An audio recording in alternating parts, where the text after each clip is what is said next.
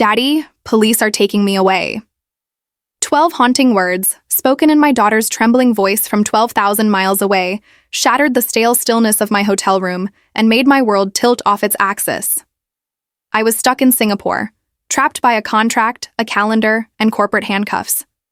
But my wife Lisa and our 11-year-old daughter Sophie were back home in Texas, staring down the barrel of something I never could have prepared them for. A nightmare with a picket fence smile, a neighbor named Janet Morrison. The last thing I said before leaving on my work trip was, "Everything will be fine." But I couldn't have been more wrong. This wasn't just another neighbor dispute. This was war. It started with a knock. Lisa was making breakfast. Sophie was brushing her doll's hair at the kitchen table. And then there was Janet on the porch, HOA clipboard in hand, smug smile like she already owned us. She wanted us to finally get on board and join her homeowners association. Lisa calmly said no. Just like we always had. You see, our house was built 3 years before the HOA even existed. We were legally exempt. We weren't members. We owed nothing. And Janet knew that. But what we didn't understand at the time was that this wasn't about legality to Janet. It wasn't even about the HOA. It was about control, ego, power, one final holdout in her kingdom. And Janet Morrison didn't tolerate defiance. When Lisa texted me about the visit, I brushed it off. I was exhausted, jet-lagged. I was pacing around an engineering conference so dull it could sedate a buffalo. But by the time I realized how far Janet was willing to go, it was too late to stop what had already begun. The first police call came that afternoon. "Michael, the police just left our house," Lisa whispered into the phone. I could hear the tight edge in her voice, panic trying not to panic. Janet called them, said Sophie's garden was a safety hazard. Sophie's garden. She'd spent months planting it, watering it, naming each flower. A quiet little space by the back fence where wildflowers bloomed with childlike wonder. The idea that it was dangerous? Absurd. But Janet knew exactly what she was doing. The accusation wasn't the point. The fear was Officer Rodriguez was the responding cop. To his credit, he took one look at the backyard and saw it for what it was. Harmless. But he warned Janet about filing false reports.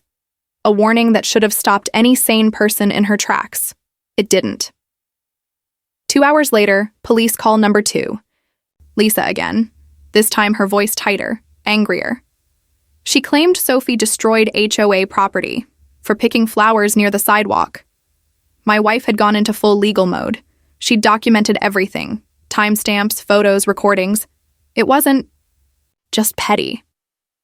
It was surgical harassment. And Lisa, a former prosecutor, was now preparing for war. Meanwhile, I was watching our home from thousands of miles away through security cameras, feeling more useless with every passing hour. Watching Janet drive past slowly, staring into our windows. Watching my family become prey. And that's when I realized this wasn't a neighbor issue. This was personal. The next day, Lisa called with something bigger. She's paying herself. $80,000 a year, Michael. From HOA fees. My brain stumbled. $80,000? For what? This was supposed to be a part-time volunteer position. Lisa had spent the entire night digging into Janet's financial records. She found it all. The councilman brother, the shady budget allocations, the mysterious real estate jump into HOA leadership. This wasn't just a neighborhood HOA. This was a shell game. And our refusal to join? It threatened her entire income. Stream Janet needed 100% neighborhood participation to qualify for $500,000 in city grants, and we were standing in her way. So she escalated. That week, she called an emergency HOA meeting and passed a fine for non-members. $1,000 per month. $1,000 for not joining a club we had no legal reason to be part of. Lisa attended the meeting and absolutely dismantled her. Calm, professional, brutal. She tore down every one of Janet's points with state housing, law, and courtroom precision. Even Janet's most loyal cronies looked like they'd swallowed a lemon. But embarrassment breeds vengeance. Janet's third call to police came just an hour after that meeting ended. She tried to report Lisa for criminal trespassing at a public meeting. Officer Rodriguez was done playing nice.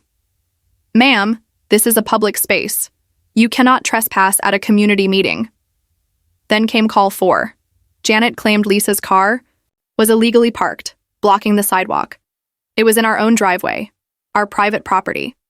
Rodriguez gave Janet a written harassment warning. But here's what hurt the most. Every single night, I'd stare at my phone waiting for the next text, the next camera alert, the next emergency. My family was under siege and I was locked inside. A foreign contract like a gilded cage.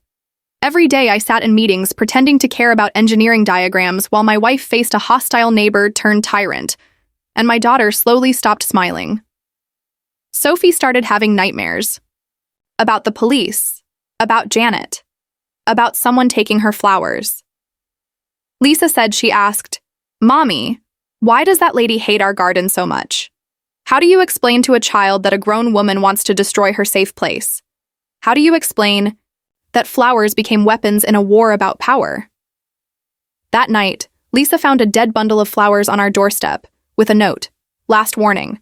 I knew then. Janet Morrison wasn't stopping. She was just getting started. There's something that happens to a parent, a primal shift, when your child stops feeling safe in their own home. Lisa said Sophie wouldn't sleep in her own room anymore.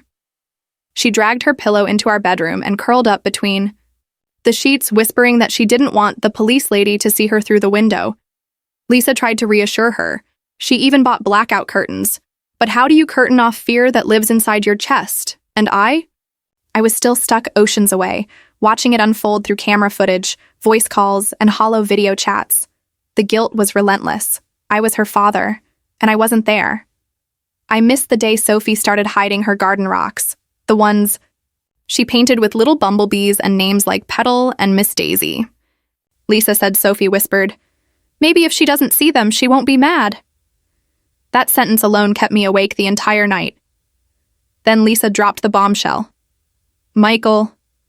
She sent Child Protective Services. I stopped breathing. I actually stopped. Lisa's voice was calm. Too calm. She called them, told them Sophie's living in a hostile, unsanitary home with legal issues. She said I was emotionally unstable, that you abandoned us. CPS showed up that morning. 2 agents. Sophie was in pajamas, holding her stuffed llama, blinking like she couldn't believe strangers were asking to see her room. Lisa, despite her fury, opened every drawer, explained everything calmly, precisely. She had nothing to hide, but everything to prove. She showed them the security footage, the police records, Janet's escalating harassment. The female agent with kind eyes nodded slowly. This isn't the first complaint we've received about that HOA. But those words didn't undo the damage, not to Sophie, not to Lisa, and not to me. That night, I sat in the hotel bathroom with the lights off and sobbed silently into a towel. I was supposed to be negotiating a multi-million-dollar contract the next day. Instead, I was shaking like a man on trial. Lisa was strong, but I could hear the cracks forming. She said if we didn't pay the $5,000 non-member fines, they'd take us to court. She left a letter with her lawyer's signature. "She's going to bankrupt us, Michael. I promised her we'd fight it." I told her to stay calm. But Lisa's next words hit me harder than anything Janet ever could. "I'm trying to hold it together for Sophie. But I'm scared. I've never been scared like this." I didn't sleep that night. I didn't even pretend. I started calling every contact I had in Texas. I reached out to 2 old law school friends, one in real estate law, the other in civil liberties. I sent them everything: documents, video footage, photos of Janet watching our house with binoculars. Then, I called in a favor from someone I hadn't spoken to in years, a man I once helped get a software patent during his first tech startup. He was now a federal compliance attorney in Houston. His name was Carson Wolf. And Carson didn't take threats lightly. "Send me her bylaws. All of them," he said. "I'll tear them apart." He didn't just tear them. He incinerated them. 3 days later, Carson called me while I was riding in the back of a taxi, heading to the airport for my long-awaited return flight. "She's not just wrong. She's operating illegally." My stomach tightened. "How?" "She forged quorum votes to pass those new HOA policies. There's no record of a legal meeting. And the fines? Extortion. Flat out. And that lawyer who signed the warning letter? Suspended 2 years ago. He's not even licensed anymore. I nearly dropped the phone. I'd expected red flags, but not flames. Carson continued.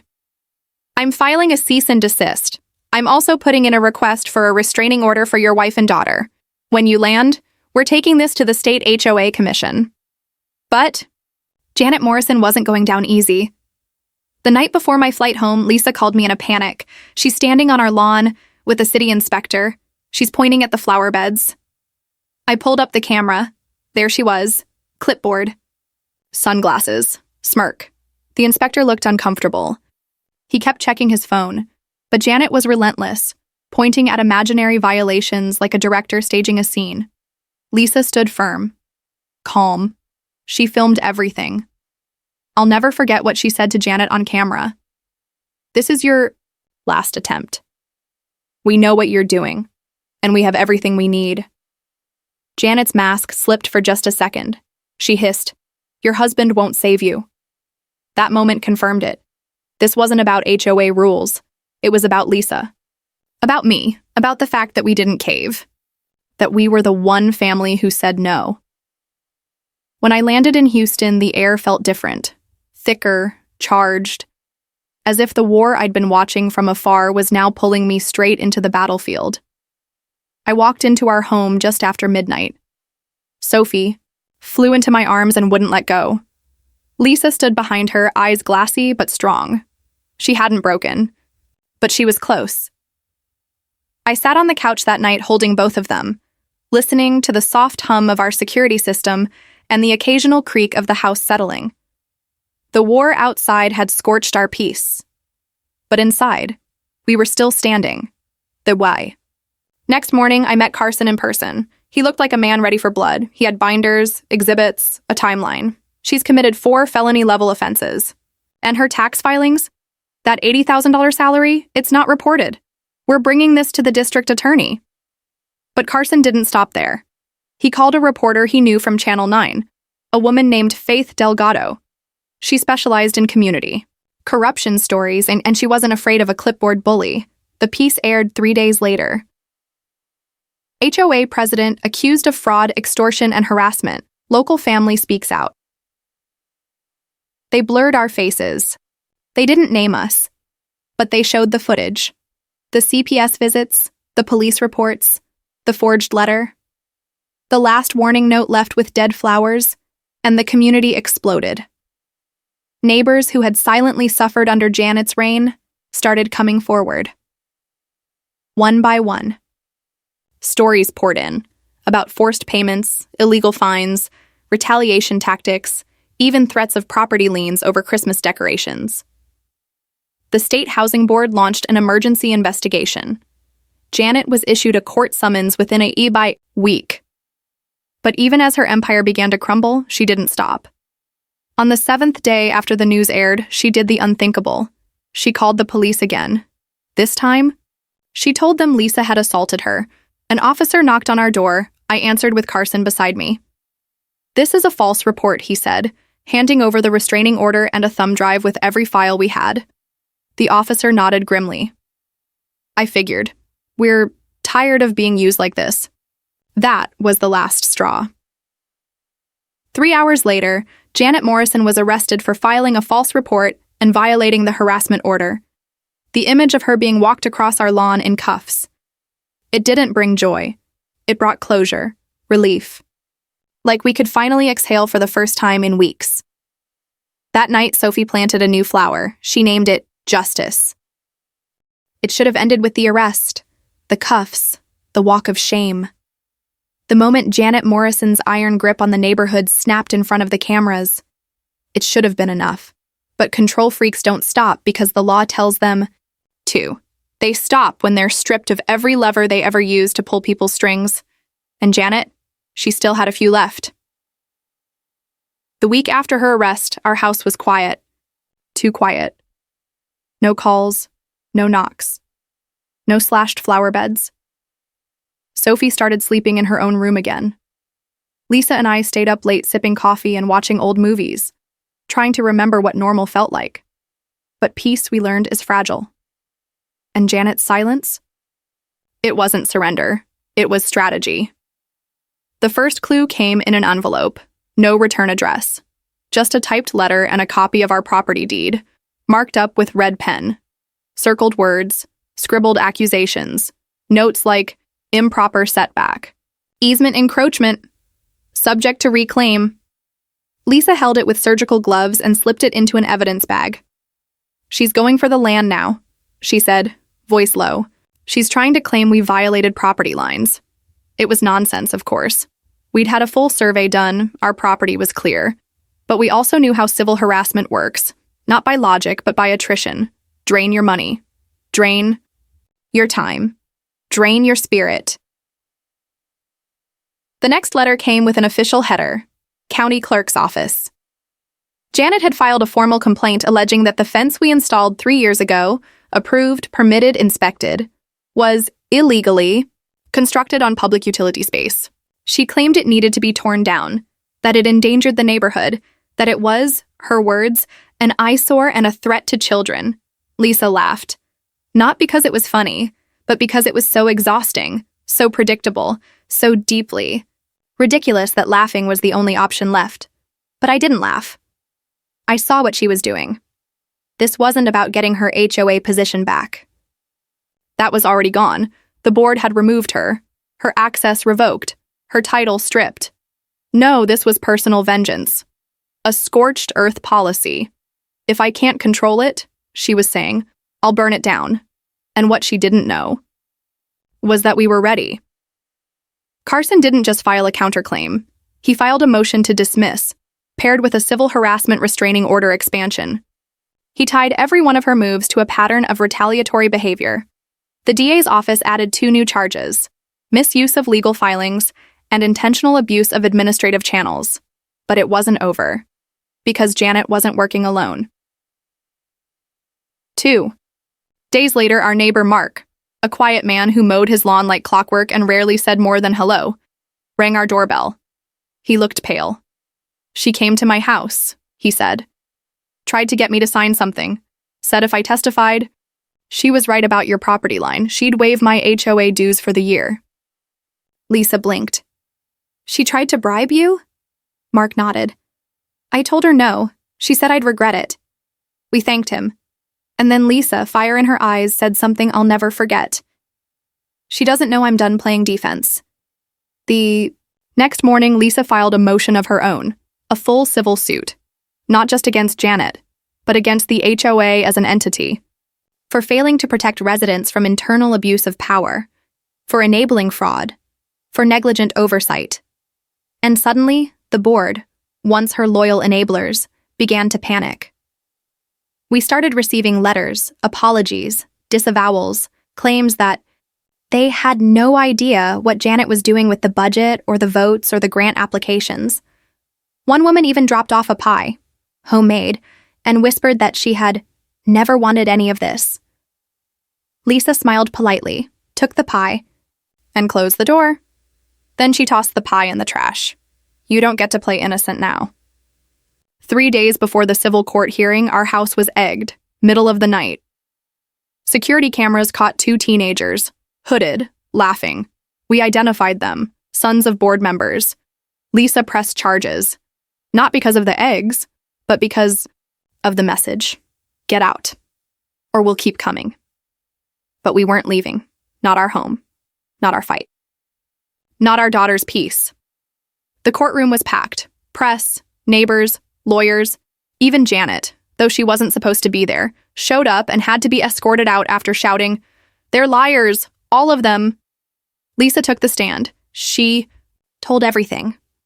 Not with rage, not with bitterness, but with calm, deliberate strength.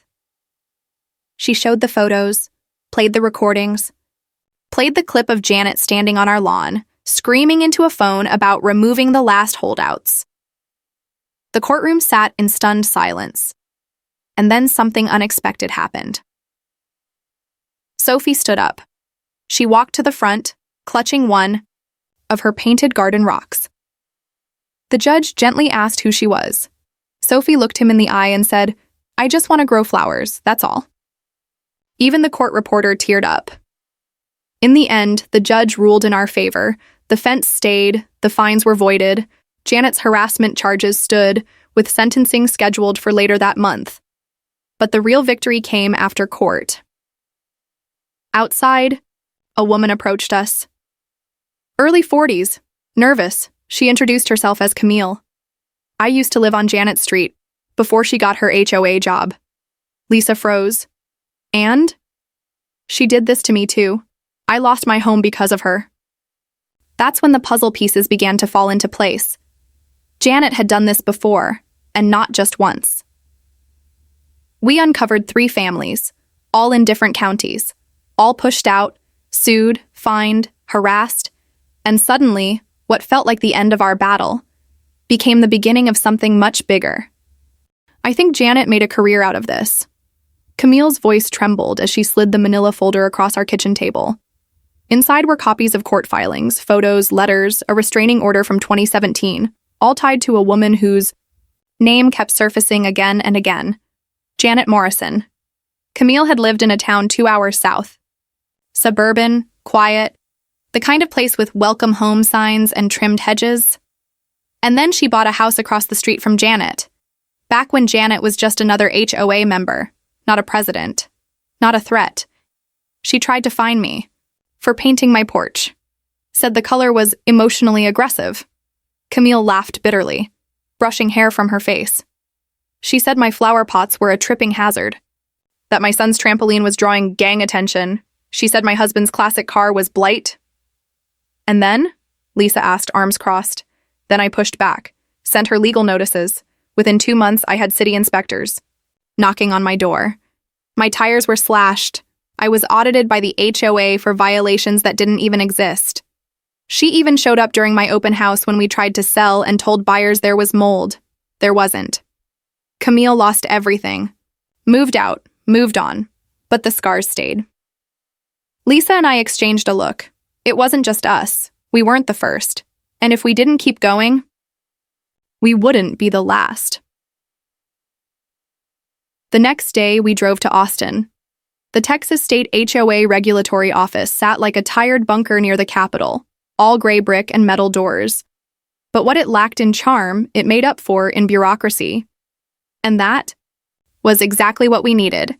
We brought it all.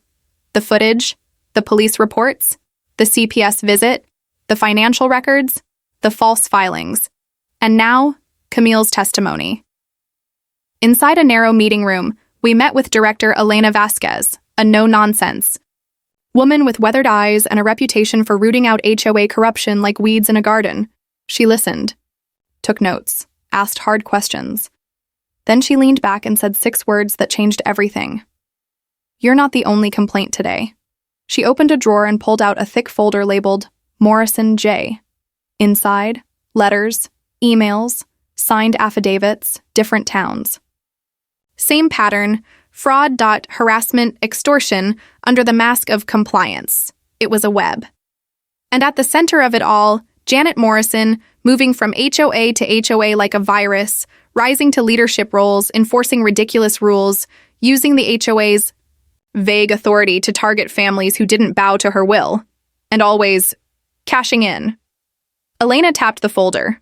This is no longer just civil harassment. This could turn criminal. If we can prove she leveraged HOA status for personal financial gain across multiple counties. Lisa didn't even blink. We can prove it. And from that moment on, everything shifted. We weren't just defending ourselves anymore. We were part of a case that would go statewide. The media caught wind within a week. Channel 9 aired a follow-up, titled Pattern of Power, HOA President Janet Morrison under multi-county investigation. Camille came forward publicly, so did others. A retired Navy couple, a young single mother, even a small business owner whose HOA fees mysteriously doubled after refusing Janet's landscaping recommendations. And for every new voice that rose, another card fell from Janet's house. Of lies. She went dark, deleted her social media, closed her blinds, canceled her phone, but it was too late. The spotlight was fixed on her now. Then came the subpoena. We were sitting on our porch, finally able to breathe a little, when the process server arrived. Thick envelope, gold seal, State of Texas. Inside was confirmation Janet Morrison was being brought before a grand jury. Charges: fraud, civil extortion, harassment, abuse of office, falsification of official documents, misuse of public funds through HOA grant. Fraud Carson almost danced. "This isn't just justice," he said. "This is precedent." And it was, because no one had ever dragged a private HOA president before a Texas grand jury on this scale. No one had ever tied private HOA behavior into a statewide abuse network, until now. Lisa gave a recorded statement. So did I. Even Sophie drew a picture, her flower garden surrounded by hearts, which we submitted as part of the emotional impact package. The DA included it, unedited. Janet's lawyer tried to delay, tried to deflect, claimed overreach, claimed bias, claimed we were militant anti-HOA activists. But the evidence was undeniable, and the grand jury moved forward. Then came the final twist. Lisa got a call from an unfamiliar number. It was a man, quiet voice, nervous. "My name is David Morrison," he said. "I'm Janet's brother, Lisa's." Eyes narrowed. "Why are you calling?"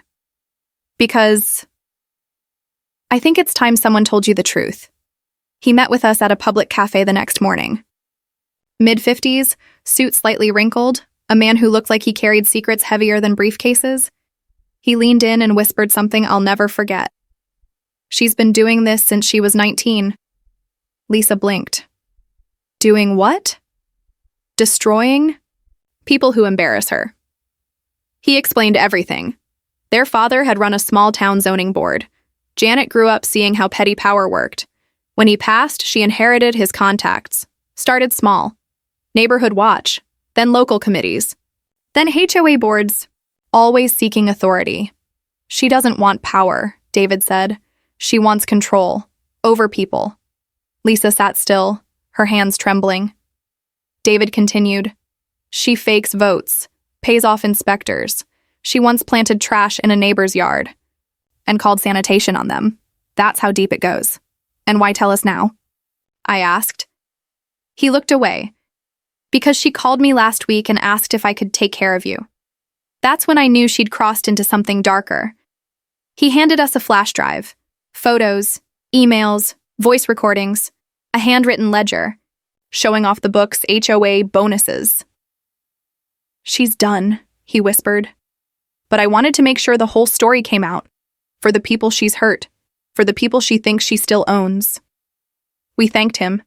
And as we left, Lisa turned to me and said, "It's bigger than us now. She picked the wrong family." Some villains fall with a bang, others with a whimper. But Janet Morrison, she went down clawing at every curtain she ever hid behind. The grand jury trial date was set. The state had built a bulletproof case, anchored by years of her own paperwork, testimony from victims across 3 counties, and her brother's explosive data drop. Her own blood had turned against her, but as the charges stacked up, Janet didn't apologize. She didn't back down.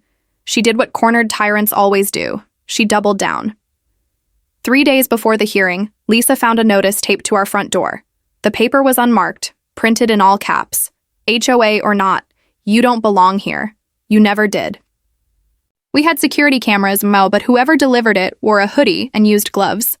The footage only showed a vague figure limping across our lawn, fast and jittery. Janet? Maybe. Someone she manipulated? Possibly. But the message was clear. Janet wasn't done trying to poison the well. Lisa handed the notice to the detective assigned to our case. He barely raised an eyebrow. "She's unraveling," he muttered. "Most of them do once the mask slips."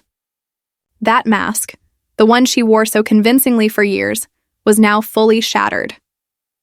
The HOA board had disavowed her.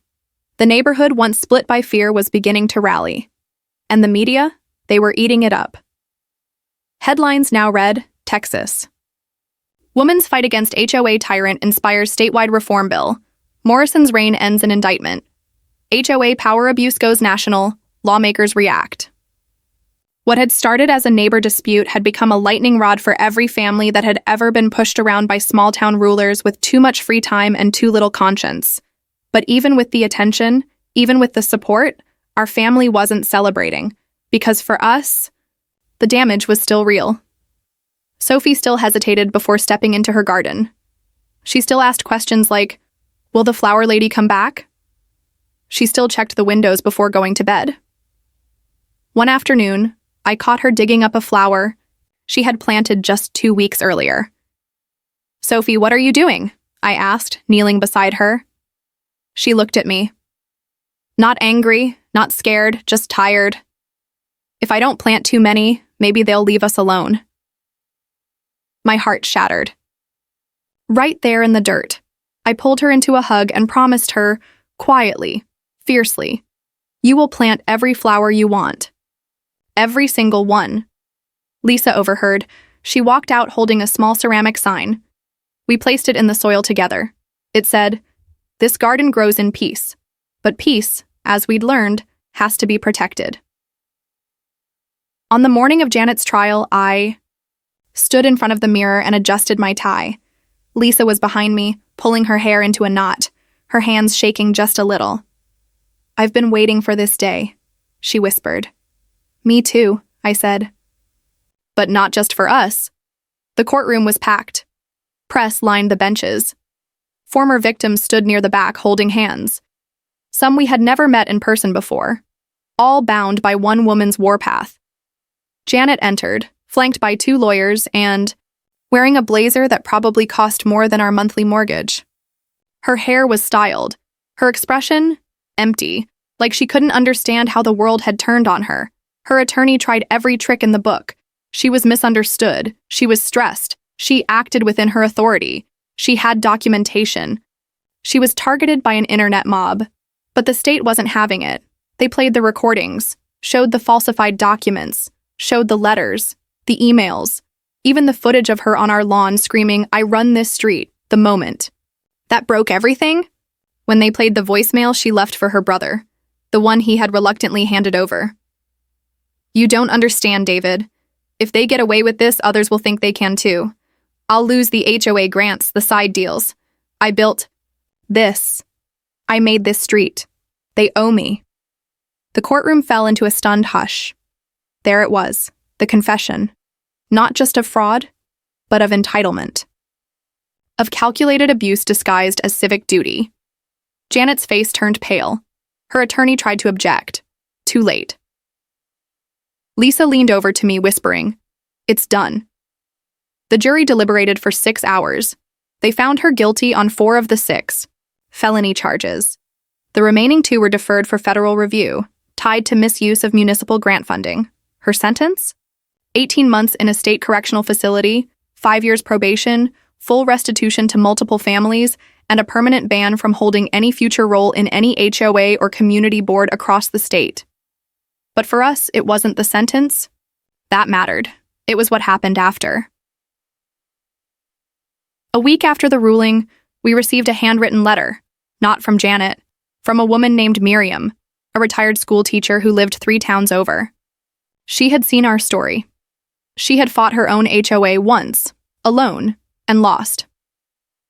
Her letter said, "I watched you stand your ground with grace, and for the first time, I didn't feel powerless." She included a photograph of her tiny backyard garden, filled with wildflowers and hummingbird feeders. She called it her Sophie garden. I showed the photo to our daughter. She smiled for the first time in days. Then she ran outside and added a new rock to her garden. It said, "Hope lives here." And then, as if the universe was waiting for us to exhale, we got the final piece of news we never expected. The Texas House had drafted a new bill. The Homeowner Rights Transparency Act, inspired in part by our case, was being reviewed for passage. If approved, it would require mandatory third-party oversight for all HOA financials, criminal background checks for board presidents, and enforceable protections for non-member residents. It wouldn't erase what happened, but it would make sure it was harder. Much harder for someone like Janet to rise again. Lisa and I watched the news report together in silence. Then she turned to me and said, "We were never just fighting for our house, were we?" I shook my head. We were fighting for every house. Healing is strange. It doesn't announce itself. There's no trumpet, no ribbon cutting. It comes quietly, like the first breeze after a storm, the kind that makes you stop, blink, and realize the air smells different, that something shifted, that you're still here. 2 weeks after Janet was sentenced, we hosted a neighborhood gathering, not a celebration. Not revenge, just a simple, potluck-style backyard get-together. Open invite, no RSVP required. No agendas, no forms, no HOA talk. Just humans, finally being neighbors again. Lisa made lemonade. Sophie set out her flower rocks for decoration. I grilled burgers while watching people I once assumed were indifferent walk through our front gate smiling, bringing homemade casseroles and folding chairs. Mark, the neighbor who stood up for us early, brought his guitar. Camille drove in from out of town with her teenage son and a tray of brownies. And to our shock, even Miriam, the retired teacher who had written Sophie that letter, showed up with a bouquet of wildflowers and misty eyes. Sophie ran to her like they'd known each other for years. "You brought the garden," she squealed. "No, sweetheart," Miriam said, crouching down. "You planted it.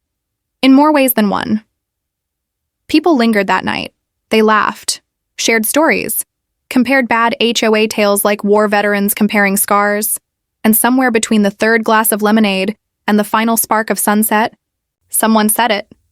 "You know, it feels like we got our street back," and we had, not just from Janet, but from fear, from silence, from isolation dressed up as order. But as that gathering wound down, as Sophie fell asleep in Lisa's lap beneath the stars, I realized something. We weren't done. Not really, because stories like ours, they don't stay small. They ripple. The following week, I got a message from a podcast producer, then another from a local university asking if we'd speak to their public administration students about civic power abuse. Then a small HOA reform group in Florida reached out asking for advice. They'd seen the news, watched the interviews, read the court transcripts. "We just want to know how you kept going," they said. Lisa sat beside me as I read the messages. Her fingers laced through mine. "We didn't keep going because we were strong," she said. "We kept going because we were scared, and because no one else was going to save us." She was right. Fear is fuel, if you know how to use it. So, we leaned in. Over the next few months, we helped start a small nonprofit called Home Free, focused on helping families stand up to predatory HOA practices. Legal referrals, press kits, counseling, just support. We didn't want to destroy HOAs. We just wanted to prevent people from being destroyed by them. Lisa took the lead. She met with lawmakers. She helped draft a new amendment to the Texas Housing Act, ensuring that non-members within HOA zones couldn't be coerced into participation, fined without due process, or subjected to retaliation. It passed. Unanimously. One of the senators called it the Sophie Clause. We didn't cry in public, but that night, Lisa wept into my shoulder while Sophie, unaware, painted bees on new rocks out back.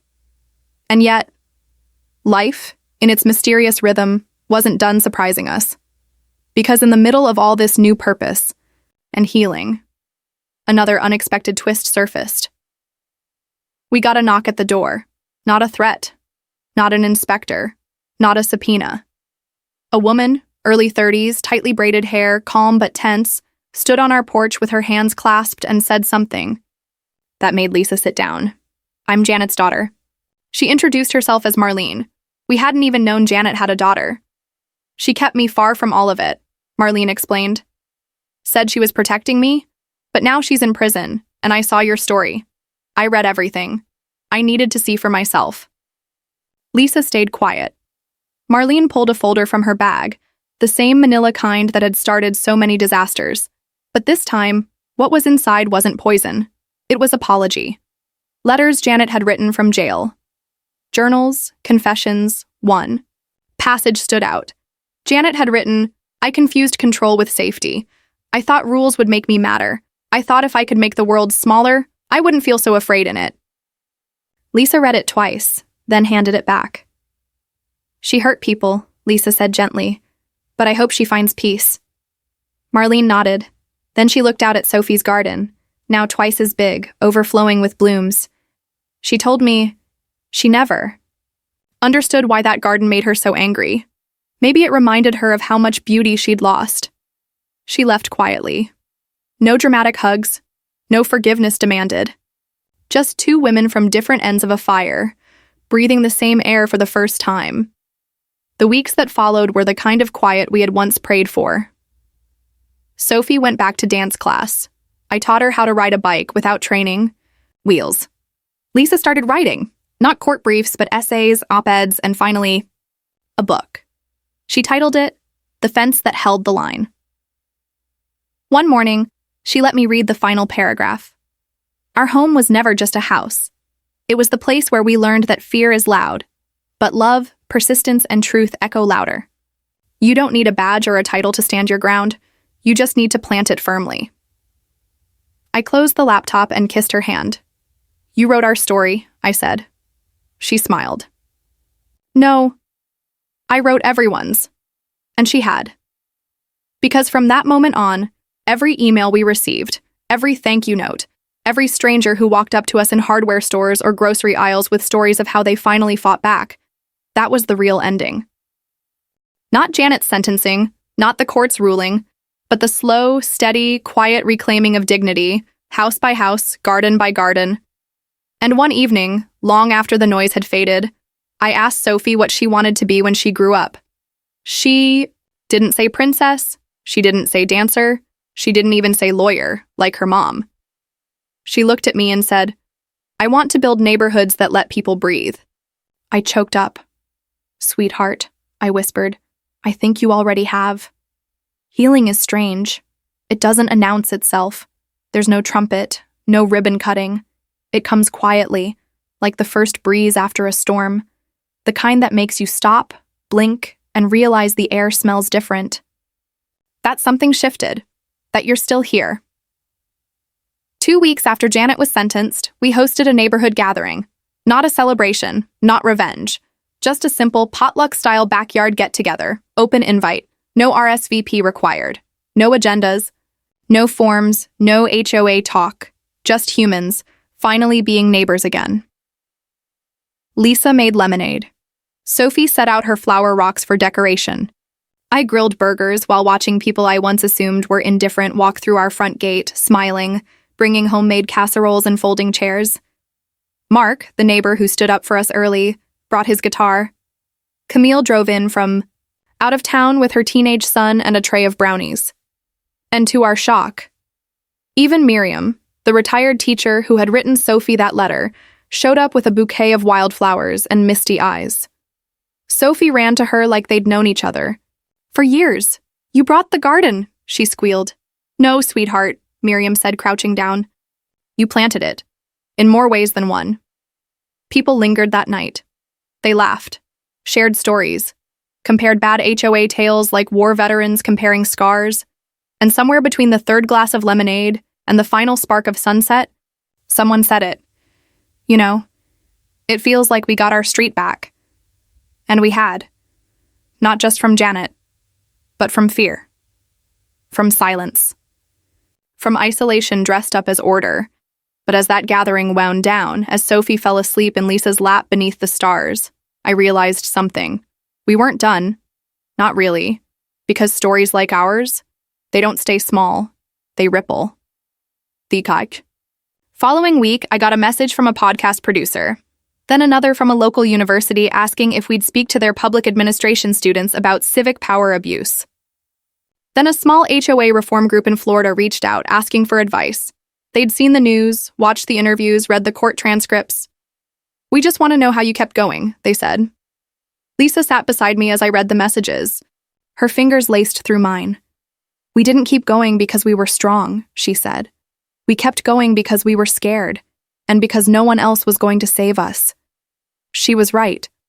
Fear is fuel, if you know how to use it. So, we leaned in.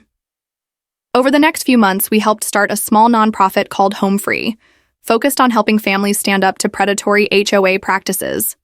Legal referrals, press kits, counseling, just support. We didn't want to destroy HOAs. We just wanted to prevent people from being destroyed by them. Lisa took the lead. She met with lawmakers. She helped draft a new amendment to the Texas Housing Act, ensuring that non-members within HOA zones couldn't be coerced into participation, fined without due process, or subjected to retaliation. It passed, unanimously. One of the senators called it the Sophie Clause. We didn't cry in public, but that night, Lisa wept into my shoulder while Sophie, unaware, painted bees on new rocks out back. And yet, life, in its mysterious rhythm, wasn't done surprising us, because in the middle of all this new purpose and healing, another unexpected twist surfaced. We got a knock at the door, not a threat, not an inspector, not a subpoena. A woman. Early 30s, tightly braided hair, calm but tense, stood on our porch with her hands clasped and said something. That made Lisa sit down. I'm Janet's daughter. She introduced herself as Marlene. We hadn't even known Janet had a daughter. She kept me far from all of it, Marlene explained. Said she was protecting me, but now she's in prison, and I saw your story. I read everything. I needed to see for myself. Lisa stayed quiet. Marlene pulled a folder from her bag, the same manila kind that had started so many disasters. But this time, what was inside wasn't poison. It was apology. Letters Janet had written from jail, journals, confessions. 1. Passage stood out. Janet had written, I confused control with safety. I thought rules would make me matter. I thought if I could make the world smaller, I wouldn't feel so afraid in it. Lisa read it twice, then handed it back. She hurt people, Lisa said gently. But I hope she finds peace. Marlene nodded. Then she looked out at Sophie's garden, now twice as big, overflowing with blooms. She told me she never understood why that garden made her so angry. Maybe it reminded her of how much beauty she'd lost. She left quietly. No dramatic hugs. No forgiveness demanded. Just two women from different ends of a fire, breathing the same air for the first time. The weeks that followed were the kind of quiet we had once prayed for. Sophie went back to dance class. I taught her how to ride a bike without training. Wheels Lisa started writing, not court briefs, but essays, op-eds, and finally, a book. She titled it, The Fence That Held the Line. One morning, she let me read the final paragraph. Our home was never just a house. It was the place where we learned that fear is loud, but love, persistence, and truth echo louder. You don't need a badge or a title to stand your ground. You just need to plant it firmly. I closed the laptop and kissed her hand. You wrote our story, I said. She smiled. No, I wrote everyone's. And she had, because from that moment on, every email we received, every thank you note, every stranger who walked up to us in hardware stores or grocery aisles with stories of how they finally fought back. That was the real ending, not Janet's sentencing, not the court's ruling, but the slow, steady, quiet reclaiming of dignity, house by house, garden by garden. And one evening, long after the noise had faded, I asked Sophie what she wanted to be when she grew up. She didn't say princess, she didn't say dancer, she didn't even say lawyer, like her mom. She looked at me and said, I want to build neighborhoods that let people breathe. I choked up. Sweetheart, I whispered, I think you already have. The story was supposed to end with the trial, with the handcuffs, with the headlines. But stories like ours don't end. They evolve. They echo. One night, months after the dust had settled and the cameras had gone home, I got an email from a stranger. Subject. Line. Your story saved my home. The body of the message was simple. I saw your case on YouTube. I was about to give up, pack everything, sell the house, and walk away from my life. But then I saw your wife stand up in court. I saw your daughter plant those flowers again. I saw that garden, and I didn't leave. I fought back, thank you. There was no name, no return address, just hope. And that was when I realized something. This wasn't just about us anymore. It hadn't been for a long time. What happened on our street had become something bigger, a symbol, a spark. Not just a fight against one woman or one HOA, but against a system that had allowed control to go unchecked. That had whispered to bullies like Janet, "You can do what you want as long as you smile and file paperwork." But not anymore. We were invited to speak at a town hall in Phoenix, then another in Colorado Springs.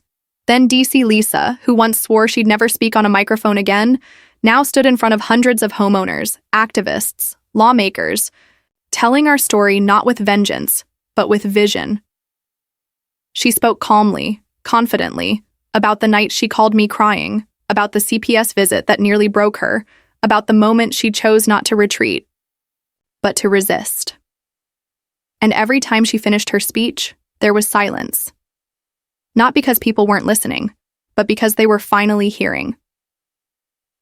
After one of those town halls, a man in his 70s approached us. Vietnam vet, weathered eyes, said he'd been fined for having an American flag in his front yard. Not HOA approved. He'd paid the fines. Had even taken it down for a while.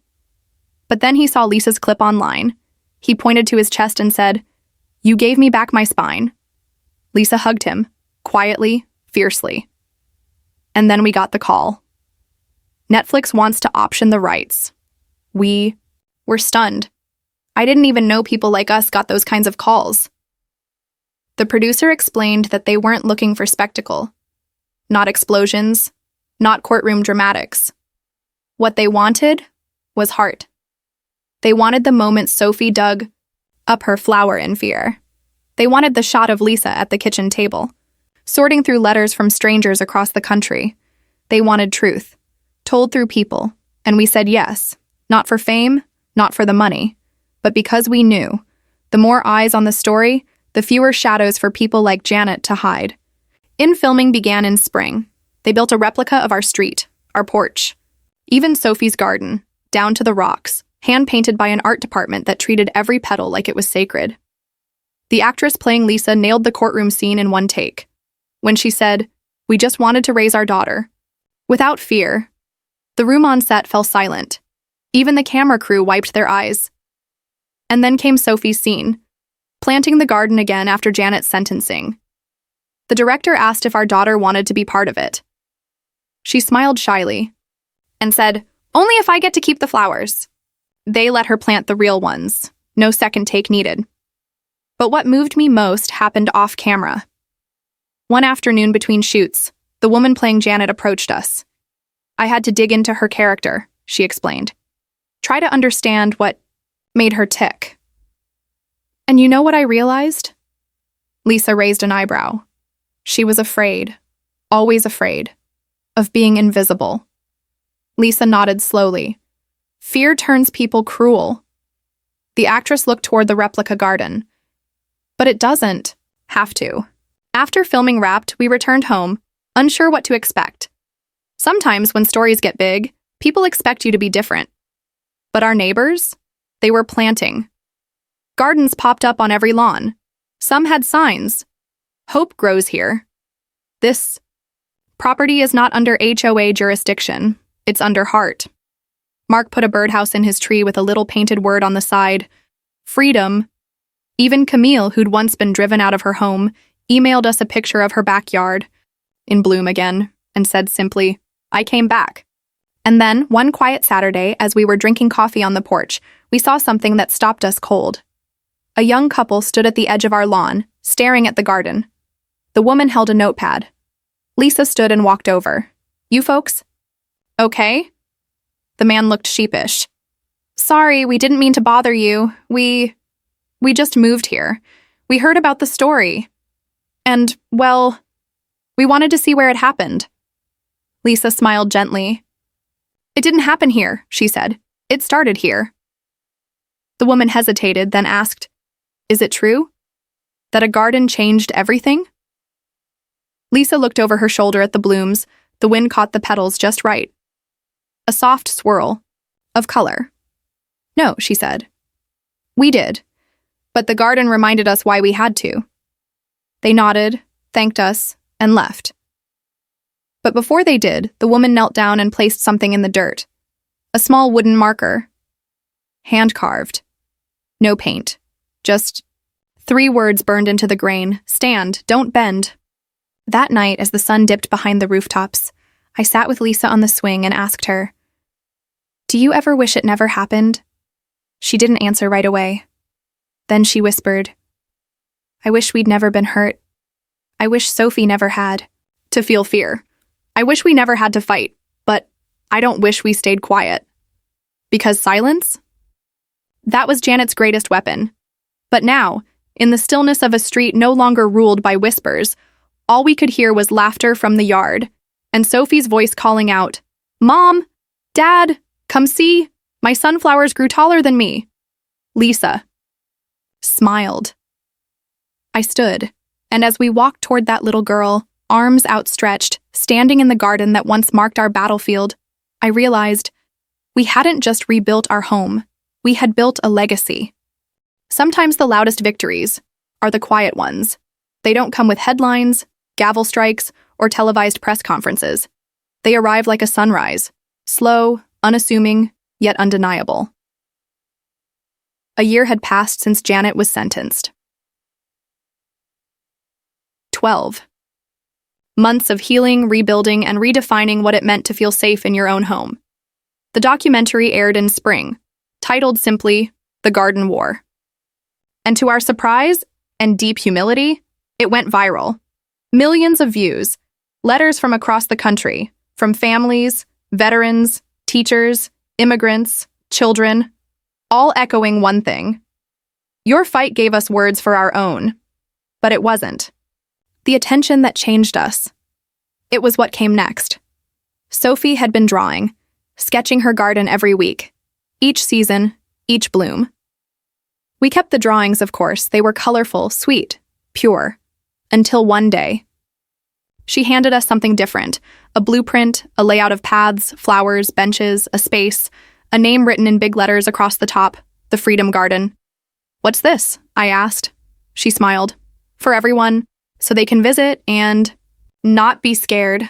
Lisa knelt beside her. "You want to make this real?" Sophie nodded. "Not just here, everywhere." And just like that, a new dream took root. We started local. Used Lisa's nonprofit network and some of the settlement funds we'd been awarded after the trial. Found a vacant lot the city was ready to donate. Got approval, volunteers, donors. Families who once feared retaliation by HOAs now showed up with shovels and soil.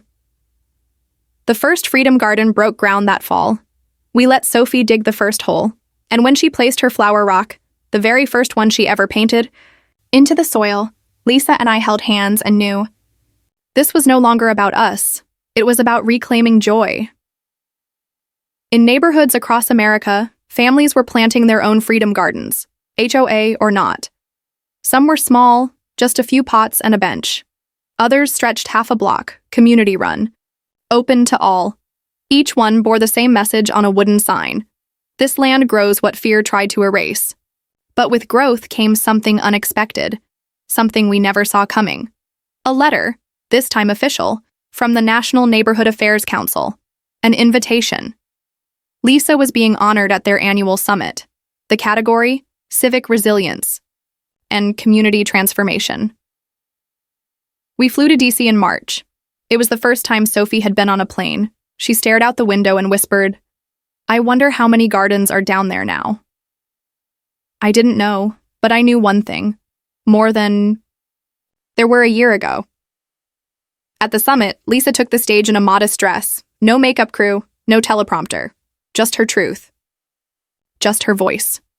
She told the full story, not as a victim, but as a witness. To fear, to injustice, to courage, to change. And when she said, what they tried to bury grew roots, the room stood and didn't sit down for minutes. Afterward, a man in a crisp suit approached us backstage, introduced himself as a House Ethics Committee liaison, said he'd been following the story closely. "Do you know," he said, "we've started a working group to formally regulate private neighborhood. Authorities, HOAs, CDDs, special zones, all of it. It's because of you." Lisa shook her head.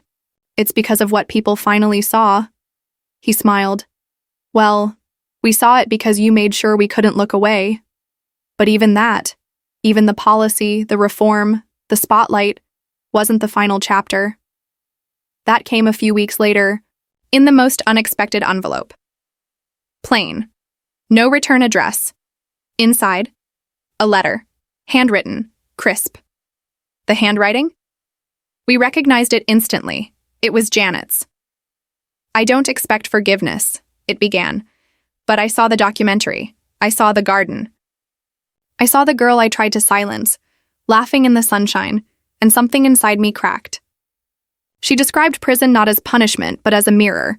She spoke of therapy, of remorse, of slowly understanding the emptiness she tried to fill with power. I once told my brother I was building order, but I was building walls. You tore them down. And I think I'm grateful. I don't know who I am without control, but I'm trying to find out. At the bottom of the letter, a strange final line. Please tell Sophie. Her flowers reached further than she'll ever know. Lisa read it twice, then folded it carefully and placed it inside the scrapbook, the one labeled before and after. That night, we didn't speak about Janet. We didn't need to. Her words weren't absolution. They were confirmation. The garden had done what punishment never could. It had grown something human. And so, we kept going. Year after year, block by block. Story by story. The Freedom Garden initiative expanded to 13 states. Sophie, now older, started teaching kids how to paint flower rocks of their own, each one a symbol of quiet defiance and blooming joy. Lisa's book became required reading in a few community planning courses. I taught civic resilience workshops on the weekends, and every so often a new face would appear on our lawn, sometimes just to look, sometimes to say thank you.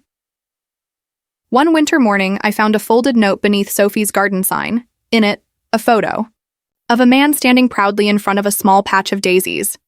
The caption read, I finally told them no, and I stayed. I stayed. And I knew. The story we lived had become something eternal, not in fame, not in courts, but in choices, in courage, in one garden, and the thousands that followed.